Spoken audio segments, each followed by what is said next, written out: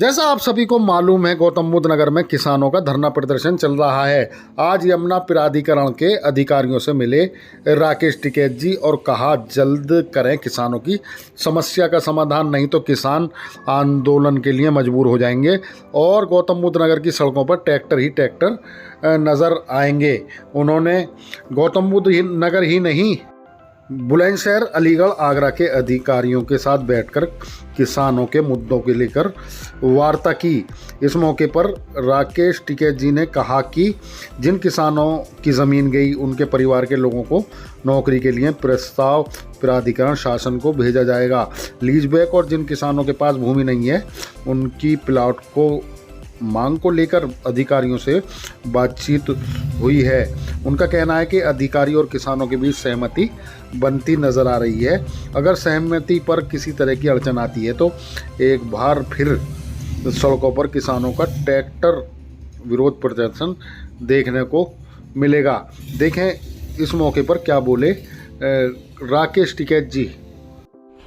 आगरा से लगा के और गौतम बुद्ध नगर तक के जितने भी जिले आते हैं, आगरा, मथुरा, हाथरस, बुलंदशहर, अलीगढ़ और गौतम बुद्ध नगर, इसमें 64% जिन किसानों की जमीन एक्सप्रेसवे में गई है, तो उसकी बात हुई। अधिकारियों ने कहा कि सबको 64% मिलेगा और पूरा का पूरा मार्च 2025 तक पूरा भुगतान यहाँ पे हो जाएगा। आधा भुगतान अभी हो जाएगा सितंबर अक्टूबर तक, और जो 50% रहेगा वो मार्च तक हो जाएगा, 31 मार्च तक। यहाँ नौकरी, जिन किसानों की जमीन गई है उनके लिए नौकरी की बात है, वो भी उन्होंने कहा कि उसका भी प्रस्ताव हम लेकर आएंगे।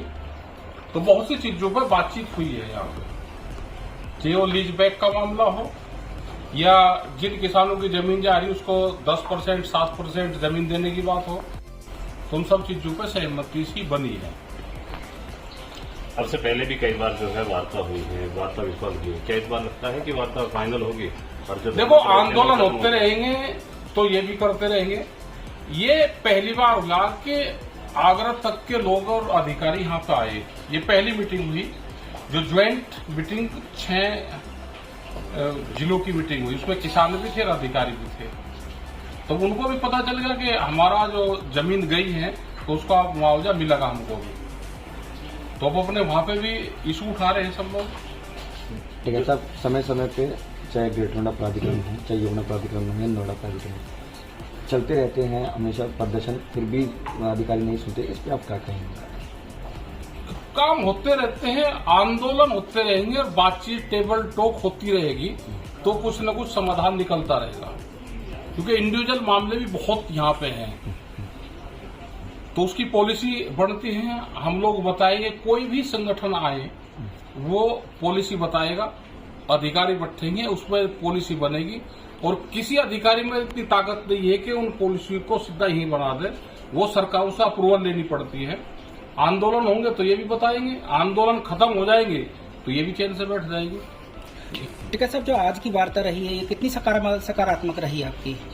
इसको ठीक मानते हैं कि ठीक बातचीत ये हुई है अधिकारियों से, और लगता है कि इसका जो हल है वो निकलेगा 64% वाला। और जो यहाँ पे जमीनें और गई है एयरपोर्ट में, वे किसान भी थे, उनको जो 50 गज का मकान बनाने की देने की बात थी, तो उसमें भी हुई है कि उनको 500 मीटर ये देंगे। तो ये बहुत सी चीजों पर बात हुई है आज। ठीक।